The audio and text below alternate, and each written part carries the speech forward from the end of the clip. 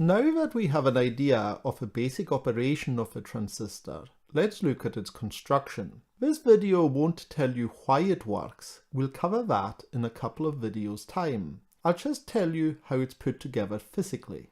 The reason the NPN transistor is called NPN is because it is a sandwich of a p-type semiconductor in between two n-type pieces. And similarly, the PNP transistor is just the opposite. This means that the base to emitter connection is like a PN junction, that is like a diode, and so is the base to collector junction. So in some ways the NPN transistor looks as shown on the screen, two diodes back to back. But we shouldn't take this analogy too far. You can't make a transistor by connecting two diodes together. The transistor properties depend on its construction as a whole, as we'll see in a couple of videos' time.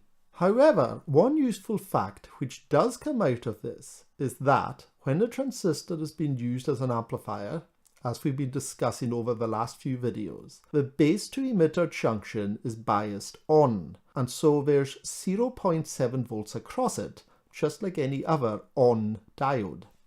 And this in turn means that the transistor won't conduct and operate unless there's at least 0.7 volts on the base compared to the emitter.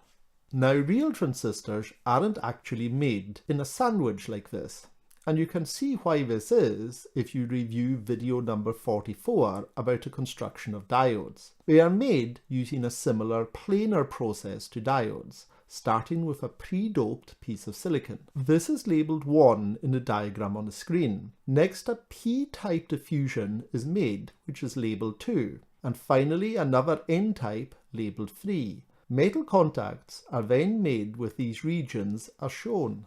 You can now see why the transistor is called a bipolar junction transistor. It's bipolar because it contains both N and P-type materials, and it's a junction device because it contains PN junctions.